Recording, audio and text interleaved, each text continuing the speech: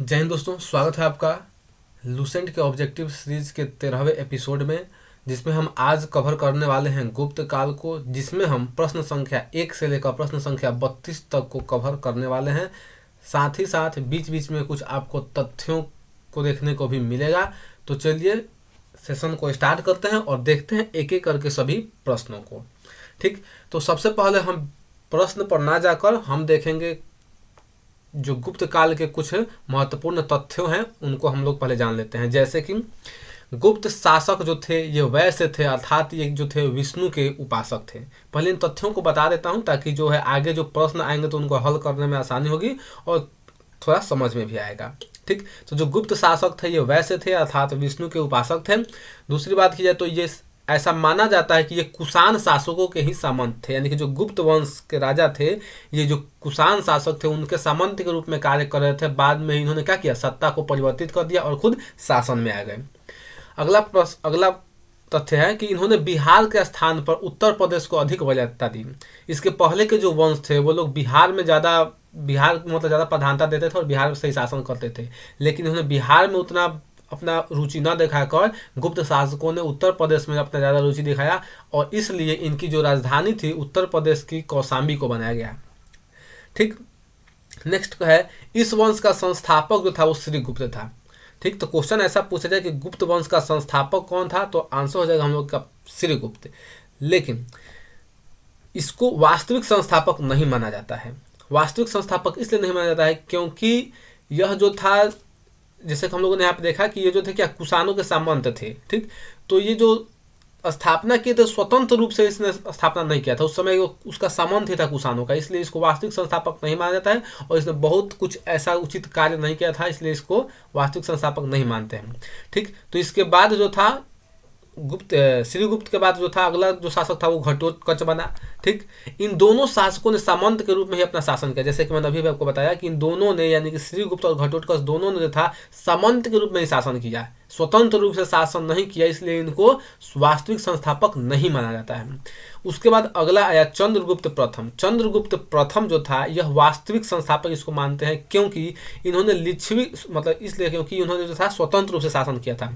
इन्होंने लिच्छवी राजकुमारी देवी से विवाह किया और इस उपलक्ष्य में उसने राजा रानी प्रकार का सिक्का चलाया। ठीक, तो ये जो थे कुछ तथ्य थे, इन तथ्यों को हमने देखा ताकि एक पृष्ठभूमि तैयार होगी। अब जाकर हम प्रश्नों को देखेंगे। चलिए पहला प्रश्न देखते हैं। ऐसे बीच बीच में आपको तथ्य देखने को मिलेंगे, उसके लिए आप चिंतित न होइएगा। पहला प्रश्न है गुप्त वंश का संस्थापक कौन था। तो अभी हम लोगों ने देखा इस प्रश्न को, गुप्त वंश का संस्थापक कौन था, तो इसलिए हम लोग का सही आंसर क्या हो जाएगा, श्रीगुप्त। क्योंकि यहाँ पे क्वेश्चन ये नहीं पूछ रहा है कि वास्तविक संस्थापक कौन था। अगर क्वेश्चन पूछता है कि वास्तविक संस्थापक कौन था तब हमारा आंसर हो जाता चंद्रगुप्त प्रथम, लेकिन यहाँ पे केवल संस्थापक की बात की है, इसलिए आंसर हो जाएगा सी, श्रीगुप्त। नेक्स्ट देखते हैं प्रश्न संख्या 2। गुप्त किसके सामंत थे। ऑप्शन है ए मौर्यों के, बी कुषाणों के, सी सातवाहनों के, या फिर डी इनमें से कोई नहीं। तो इसको हमने देखा अभी जो ये गुप्त शासक थे किसके सामंत थे, कुषाणों के सामंत थे। और किन दो राजाओं ने सामंत के रूप में शासन किया, तो श्रीगुप्त और घटोत्कच। ठीक, तो सही आंसर हो जाएगा बी, कुषाण। नेक्स्ट देखते हैं तीसरा प्रश्न। गुप्त वंश के किस शासक ने सर्वप्रथम महाधिराज की उपाधि धारण की। ऑप्शन है ए श्रीगुप्त, बी चंद्रगुप्त प्रथम, सी घटोत्कच, या फिर डी समुद्रगुप्त। सही आंसर हो जाएगा बी, चंद्रगुप्त प्रथम। गुप्त वंश के प्रथम शासक जिसने महाधिराज की उपाधि धारण की कौन था, चंद्रगुप्त प्रथम था। नेक्स्ट देखते हैं प्रश्न संख्या 4। इसमें कहा है सूची 1 को सूची 2 से सुमेलित कीजिए। सूची 1 में जो है अभिलेख या स्तंभ लेख दिया गया है और दूसरी तरफ राजा को दिया गया है जिसने उसको लिखवाया है। तो पहला कह रहा है पर्याय या इलाहाबाद प्रशस्ति अभिलेख। तो पर्याय या इलाहाबाद प्रशस्ति अभिलेख को किसने लिखवाया, तो समुद्रगुप्त ने। तो ए का पहला हो जाएगा। बलसाड स्तंभ लेख को किसने लिखवाया है, तो इसका भी आंसर हो जाएगा बी का 2, यानी कि कुमारगुप्त ने। भीतरी स्तंभ लेख को स्कंदगुप्त ने लिखवाया है और मंदसौर लेख को किसने लिखवाया है, तो बंधु वर्मन। तो इस प्रकार हम लोग का कूट ए सही आंसर है। प्रयाग समुद्रगुप्त, बलसाड या बिलसाड कुमारगुप्त, भीतरी स्तंभ लेख स्कंदगुप्त तथा मंदसौर लेख जो था बंधु वर्मन। नेक्स्ट देखते हैं प्रश्न संख्या 5। गुप्त शासन के दौरान निम्नलिखित में ऐसा व्यक्ति कौन था जो एक महान खगोल विज्ञानी और गणितज्ञ था? ऑप्शन है ए भानुगुप्त, बी वानभट्ट, सी आर्यभट्ट या फिर डी वराह मिहिर। सही आंसर हो जाएगा, चूंकि बात यहाँ पे गणितज्ञ की जा रही है और खगोल विज्ञानी की बात की जा रही है, तो सही आंसर हो जाएगा सी आर्यभट्ट। नेक्स्ट देखते हैं प्रश्न संख्या 6। कह रहा है कि गुप्त शासकों की सरकारी या फिर दरबारी भाषा थी। ऑप्शन है ए पाली, बी प्राकृत, सी हिंदी या फिर डी संस्कृत। सही आंसर हो जाएगा डी संस्कृत। गुप्त शासकों की दरबारी भाषा क्या थी? तो सही आंसर हो जाएगा संस्कृत। अगला प्रश्न देखते हैं 7वां प्रश्न, जो कि बहुत सारे एग्जामों में प्रश्न पूछ चुका है। कहता है कि इतिहासकार V.A. स्मिथ ने किसकी विजयों से प्रभावित होकर उसे भारत का नेपोलियन कहकर पुकारा है? ऑप्शन है ए स्कंदगुप्त, बी चंद्रगुप्त, सी ब्रह्मगुप्त या फिर डी समुद्रगुप्त। तो सही आंसर हो जाएगा डी समुद्रगुप्त। शायद ही ऐसा कोई एग्जाम हो जिसमें ये प्रश्न ना पूछा गया हो। ठीक, नेक्स्ट देखते हैं प्रश्न संख्या 8।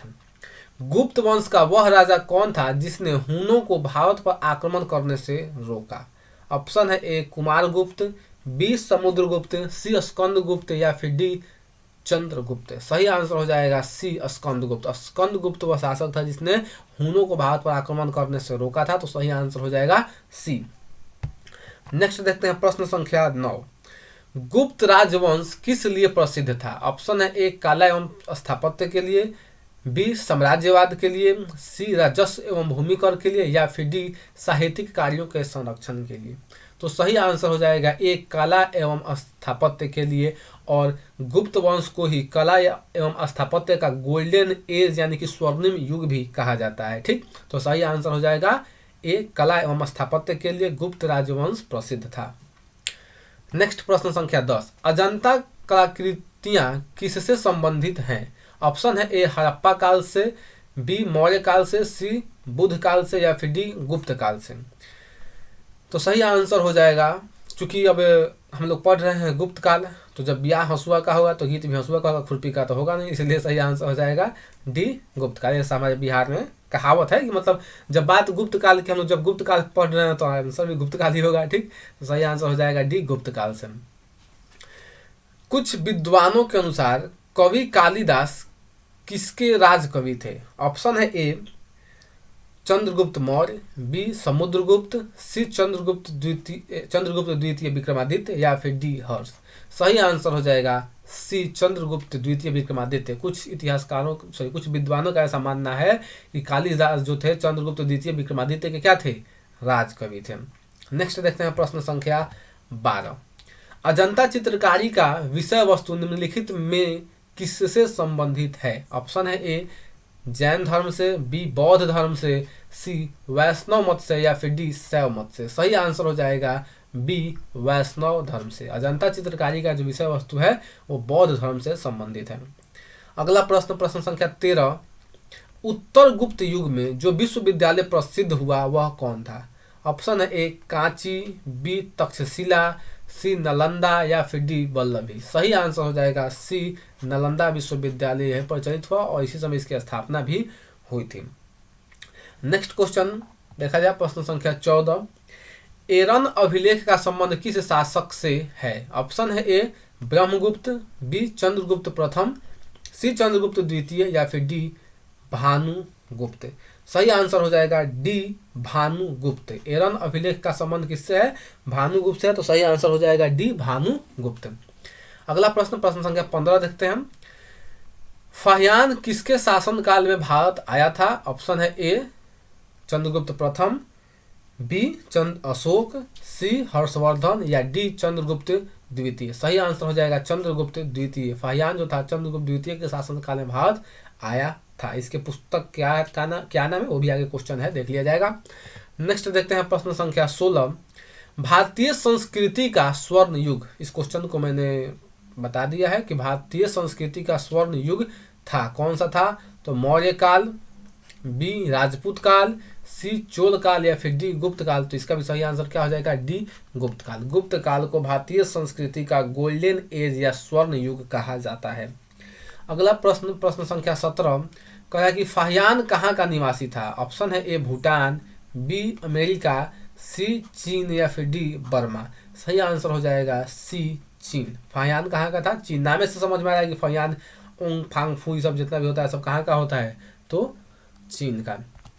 नेक्स्ट प्रश्न संख्या 18। सेतु बंध का रचनाकार प्रवर सेन द्वितीय किस वंश का शासक था? ऑप्शन है ए शक वंश, बी कन्नौ वंश, सी वाकाटक वंश या फिर डी सातवाहन वंश। सही आंसर हो जाएगा सी वाकाटक वंश। नेक्स्ट प्रश्न संख्या 19 देखते हैं। किस गुप्तकालीन शासक को कविराज कहा गया?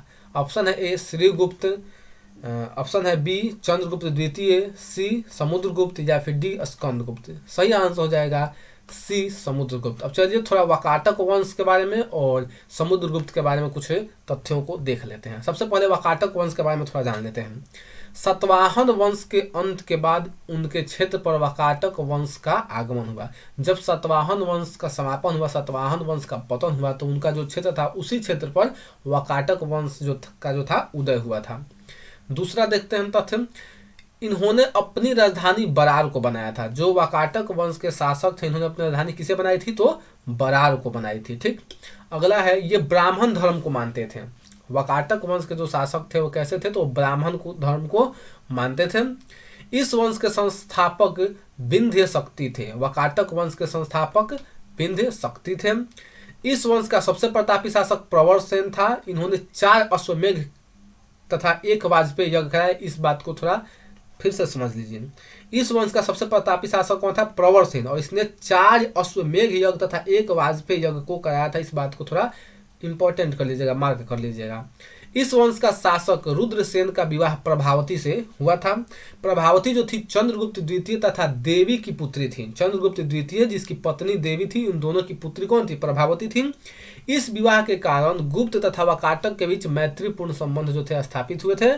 समुद्रगुप्त के प्रयाग प्रशस्ति अभिलेख से वाकाटक की जानकारी नहीं मिलती, क्योंकि इस अभिलेख में केवल जीते गए क्षेत्र की चर्चा है, जबकि वाकाटक जो था वैवाहिक संबंध बना था, इसलिए इसकी चर्चा जो है प्रयाग प्रशस्ति अभिलेख में नहीं मिलती है।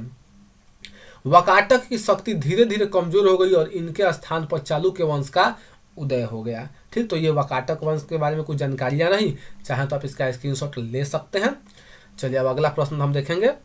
चलिए अभी तो देखना है हम लोगों को समुद्रगुप्त को। चलिए समुद्रगुप्त को देख लेते हैं, क्योंकि समुद्रगुप्त जो था गुप्त वंश का एक काफ़ी प्रतापी शासक था, काफ़ी महत्वपूर्ण शासक था। तो इसके बारे में कुछ तथ्यों को देख लेते हैं।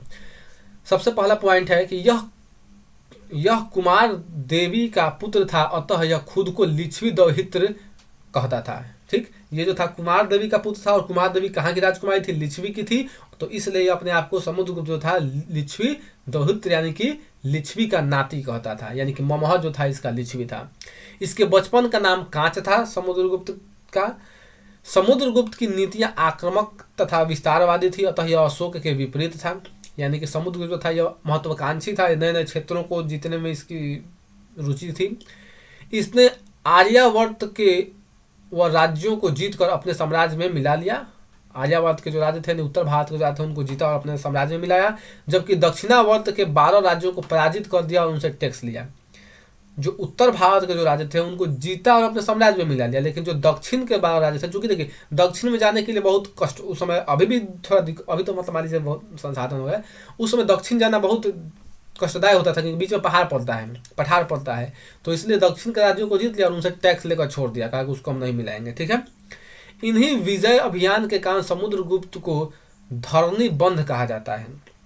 इतिहासकार B.S. स्मिथ ने समुद्रगुप्त की तुलना नेपोलियन से की है, इसको हम लोगों ने पहले देख लिया है। पुराणों में कहा गया है कि समुद्रगुप्त का घोड़ा 3 समुद्र का पानी पीता था, अर्थात समस्त दक्षिण भारत समुद्रगुप्त के सामने नतमस्तक था। श्रीलंका के शासक ने बौद्ध गया में मंदिर बनवाने के लिए अपना एक दूत समुद्रगुप्त के दरबार में भेजा था।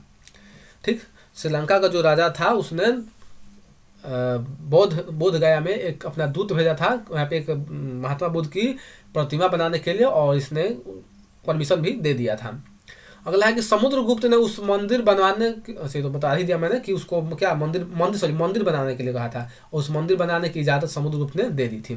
समुद्रगुप्त के विजय अभियान की जानकारी प्रयाग प्रशस्ति अभिलेख से मिलती है। ठीक। अभी हम लोगों ने प्रयाग प्रशस्ति अभिलेख देखा। अगला प्रश्न देखते हैं, अगला टॉपिक अगला पॉइंट देखते हैं। यह अभिलेख समुद्रगुप्त के दरबारी कवि तथा महासंघ विग्राहक हरिसेन का है। जो यह अभिलेख है पराग प्रशस्ति किसका है, तो हरिसेन का, जो कि क्या था, तो महासंघ विग्राहक था, यानी कि युद्ध एवं शांति का दूत इसको कहा जाता है। समुद्रगुप्त ने एक कृष्ण चरित्र पुस्तक की रचना की, जिस कारण इसे कविराज भी कहा जाता है। ठीक, समुद्रगुप्त को कविराज कहा जाता है। इस प्रश्न को हम लोग पीछे देख चुके हैं। इसे सिक्कों पर वीणा बजाते हुए तथा सैनिक वेशभूषा में दिखाया गया है। ठीक, क्वेश्चन पूछा जाए कि किस गुप्त शासक को सिक्कों पर सैनिक वेशभूषा में तथा वीणा बजाते हुए दिखाया गया है, तो आंसर क्या हो जाएगा, समुद्रगुप्त हो जाएगा। शायद क्वेश्चन आगे हो। समुद्रगुप्त के समय सबसे अधिक प्रचलित सिक्का मयूर शैली का सिक्का हुआ करता था। समुद्रगुप्त के बाद रामगुप्त शासक बना। यह एक अयोग्य शासक था। यह अयोग्य शासक था। इसकी पत्नी का नाम था देवी। और आप जब खान सर से कभी पढ़े होंगे इतिहास, तो यही सब पाते हैं कि यह जो था रामगुप्त जो था एक बकलोल शासक था। इसकी पत्नी जो थी देवी थी, और देवी जो थी सुंदर थी, और देवी जो थी अपने देवरे से फंस गई थी। यानी कि देवी जो थी रामगुप्त के भाई से आगे दिया है यहाँ पे कि देवी ने रामगुप्त के छोटे भाई चंद्रगुप्त द्वितीय के साथ षड्यंत्र रच के खुद के पति रामगुप्त की हत्या कर दी। ठीक, यानी कि जो देवी थी अपने देवर के साथ इसका चक्कर चलने लगा, और देवर के साथ मिलकर क्या कि रामगुप्त को ही साइड कर दी। इसकी जानकारी विशाख दत्त की पुस्तक देवी चंद्रगुप्तम से मिलता है। इस बात की जानकारी कि देवी अपने देवर के साथ यानी कि चंद्रगुप्त द्वितीय के साथ मिली और रामगुप्त को इन दोनों ने मिलकर मार डाला और खुद शासन करने लगे। इसकी जानकारी कहाँ से मिलती है, तो विशाख दत्त की पुस्तक है जिसका नाम क्या है, देवी चंद्रगुप्तम। इस पुस्तक में इन दोनों का लीला है। तो ये समुद्रगुप्त के बारे में कुछ जानकारियां थी। अब और आगे हम जब प्रश्नों को देखेंगे तो बेहतर समझ में आएगा, जब इससे संबंधित कुछ प्रश्न हम लोगों को देखने को मिलेगा। चलिए, 20वां प्रश्न कहता है कि स्कंदगुप्त को किस स्तंभ लेख में सक्रोपम कहा गया है। ऑप्शन है ए कौहम स्तंभ लेख, बी जूनागढ़ अभिलेख, सी प्रयाग प्रशस्ति अभिलेख, या फिर डी मंदसौर लेख। सही आंसर हो जाएगा कौहम स्तंभ लेख में स्कंदगुप्त को सक्रोपम कहा गया है। नेक्स्ट देखते हैं प्रश्न संख्या 21। श्रीलंका के राजा मेघवर्मन ने किस स्थान पर भगवान बुद्ध का मंदिर बनवाने के लिए समुद्रगुप्त से अनुमति मांगी थी। अभी अभी हम लोगों ने पिछले पेज में यहाँ पे देखा था, कहाँ गया, यहाँ पे कि समुद्रगुप्त ने उसे मंदिर बनवाने की अनुमति दे दी थी। कहाँ पे, तो सॉरी आगे जाना है ना, कहाँ पे, ऑप्शन क्या क्या है, तो प्रयाग, बोध गया, कुशीनगर और अमरावती। सही आंसर क्या हो जाएगा, बोध गया। नेक्स्ट प्रश्न संख्या 22। मंदिर निर्माण कला का जन्म सर्वप्रथम कब हुआ था। ऑप्शन है ए मौर्य काल में, बी गुप्त काल में, सी कुषाण काल में, या फिर डी सैंधव काल में। तो सही आंसर हो जाएगा बी गुप्त काल में। मंदिर निर्माण कला की शुरुआत गुप्त काल में हुई थी, तो आंसर बी बिल्कुल सही है। नेक्स्ट प्रश्न देखते हैं प्रश्न संख्या 23। चंद्रगुप्त द्वितीय ने विक्रमादित्य की उपाधि कब धारण की।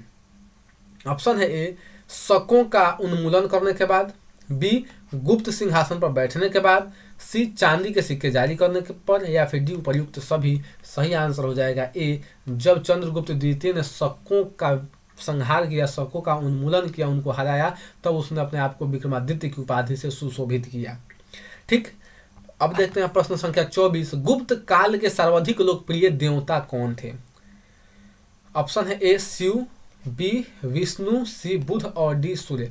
जब आप पहला प्रश्न जब पहला पेज जो मैंने आपको दिखाया था उसमें बताया था कि गुप्त काल जो शासक थे वैसे थे, यानी कि विष्णु के उपासक थे। तो लोकप्रिय देवता कौन होंगे, विष्णु ही होंगे। तो सही आंसर क्या हो जाएगा, बी हो जाएगा। नेक्स्ट प्रश्न संख्या देखते हैं 25। चंद्रगुप्त द्वितीय ने अपनी किस विजय की खुशी में चांदी के विशेष सिक्के जारी किए थे। ऑप्शन है ए बाल्हिक प्रदेश के जीतने के बाद, बी हुनों को परास्त करने के बाद, सी शकों को पराजित करने के बाद, या फिर डी इनमें से कोई नहीं। तो इसका भी सेम वही आंसर होगा, शकों को पराजित करने के बाद चंद्रगुप्त द्वितीय ने खुशी में चांदी के विशेष सिक्के जारी किए थे। नेक्स्ट, अच्छा एक क्वेश्चन यहाँ से बताइए थोड़ा, हालांकि आगे का क्वेश्चन पूछ रहा हूँ, अगर आपको पता हो तो बताइए कि किस चाहे से बताइए, चलिए मैं बताता हूँ नाम। बाबर ने किस युद्ध को जीतने के बाद अफगानिस्तान के आवाम के प्रत्येक घर में चांदी का सिक्का मतलब उपहार स्वरूप दिया था। इसका क्वेश्चन का आंसर अगर आपको पता हो तो कमेंट बॉक्स में जरूर दीजिए कि बाबर कौन सा युद्ध जीतना, उस युद्ध को जीतने के बाद उसने अफगानिस्तान में अपने आवाम में प्रत्येक को एक एक चांदी का सिक्का दिया था। ठीक, आंसर उसका पता हो तो बता दीजिएगा। तब तक अगला प्रश्न देखते हैं, प्रश्न संख्या 26।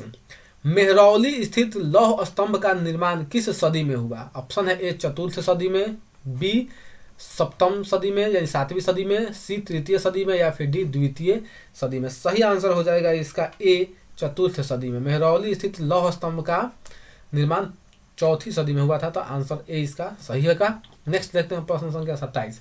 फाहियान और वेनसांग ने डैश के राज्यों को देखा था, यानी कि फाहियान किसके समय आया था और वेनसांग किसके समय आया था? तो फाहियान हम लोगों ने देखा कि चंद्रगुप्त द्वितीय के समय आया था, ठीक, और वेनसांग को हम लोगों ने जानते हैं कि हर्षवर्धन के समय आया था। तो देख सकते हैं ऑप्शन कौन सा है। पहला कह रहा है कि चंद्रगुप्त मौर्य और हर्ष। चंद्रगुप्त मौर्य के दरबार में नहीं आया था, चंद्रगुप्त विक्रमादित्य यानी कि द्वितीय के दरबार में आया था। तो पहला क्वेश्चन जो है, ये पहला ऑप्शन जो है गलत हो जाएगा। दूसरा कह रहा है हर्ष एवं चंद्रगुप्त। हर्ष देखिए, हर्ष इस क्योंकि पहले फाहियान दिया तो क्रम के अनुसार, तो फाहियान वाला पहले यानी कि चंद्रगुप्त होना चाहिए, तो ये भी नहीं होगा क्योंकि पहले फाहियान दिया है तो पहले चंद्रगुप्त विक्रमादित्य होना चाहिए, उसके बाद हर्षवर्धन होना चाहिए, तो इस क्रम में नहीं था, इसलिए दूसरा भी गलत हुआ। तीसरा कह रहा है चंद्रगुप्त विक्रमादित्य एवं कृष्णदेव राय। कृष्णदेव राय कहाँ से आ गए होगा, ठीक, तो ये भी नहीं होगा। अगला है चंद्रगुप्त विक्रमादित्य एवं हर्षवर्धन। सही आंसर हो जाएगा डी चंद्रगुप्त विक्रमादित्य, जो इनके दरबार में फाहियान आया था, और हर्षवर्धन के दरबार में जो था वेनसांग आया था। ह से वेनसांग, ह से हर्षवर्धन। अगला देखते हैं प्रश्न संख्या 28। इसमें कह रहा है कि धनवंतरी थे, कहा थे भाई? ऑप्शन है ए चंद्रगुप्त मौर्य के विख्यात जनरल, बी चंद्रगुप्त विक्रमादित्य के राज दरबार के नवरत्न में से एक जो कि प्रसिद्ध चिकित्सक थे। बहुत लंबा चौड़ा है, ठीक। तीसरा कह रहा है कि हर्ष के समय एक प्रसिद्ध नाटककार, या फिर डी अशोक के राज दरबार में एक संगीतज्ञ। सही आंसर हो जाएगा बी धनवंतरी एक चिकित्सक थे। धनवंतरी क्या थे? चिकित्सक से, बस इतना याद रखिएगा। नेक्स्ट प्रश्न संख्या 29। गुप्तकालीन शासन प्रणाली किस प्रकार की थी? राजतंत्रात्मक, लोकतंत्रात्मक, गणतंत्रात्मक, या फिर इनमें से कोई नहीं? सही आंसर हो जाएगा राजतंत्रात्मक। गुप्तकालीन शासन प्रणाली राजतंत्रात्मक थी, तो सही आंसर हो जाएगा ए। नेक्स्ट प्रश्न की तरफ चलते हैं, प्रश्न संख्या 30। फाहियान द्वारा रचित ग्रंथ फोकुओकी में निम्न में से किसका विवरण नहीं है? ऑप्शन है ये बौद्ध धर्म के सिद्धांतों का, बी बौद्ध राज्यों का, सी गौतम बुद्ध के उपदेशों का, या फिर डी बौद्ध मंदिरों, स्तूपों एवं विहारों का। तो ये तीनों है। बौद्ध राज्य भी का भी वर्णन है उसमें, गौतम बुद्ध के उपदेश भी है, बौद्ध मंदिर तथा स्तूप तथा विहार भी है, लेकिन बौद्ध धर्म के सिद्धांत की उसमें चर्चा नहीं है, इसलिए ऑप्शन ए जो हम लोग का सही आंसर होगा। नेक्स्ट देखते हैं प्रश्न संख्या 31। गुप्त स्थापत्य कला का सर्वोत्कृष्ट मंदिर निम्न में से कौन सा है? ऑप्शन है ए भीतरगांव का मंदिर, बी देवगढ़ का दशावतार मंदिर, सी भूमरा का शिव मंदिर, या फिर डी तिगवा का विष्णु मंदिर। तो सही आंसर इसका हो जाएगा बी देवगढ़ का दशावतार मंदिर, ठीक। गुप्त स्थापत्य कला का सर्वोत्कृष्ट यानी सबसे अच्छा मंदिर कौन सा था? तो दशावतार मंदिर, जो कि देवगढ़ का है, ठीक। और आज का आखिरी प्रश्न, अजंता की गुफाओं में किन गुफाओं का निर्माण गुप्त काल में हुआ था? तो ऑप्शन है सी, चलिए आंसर के तरफ से चलते हैं, 16, 17 और 19, यानी कि सही आंसर हो जाएगा सी। गुफा संख्या 16, 17 तथा 19 जो थे, इनका संबंध जो था ये गुप्त काल से था, गुप्त काल में इसका निर्माण हुआ था।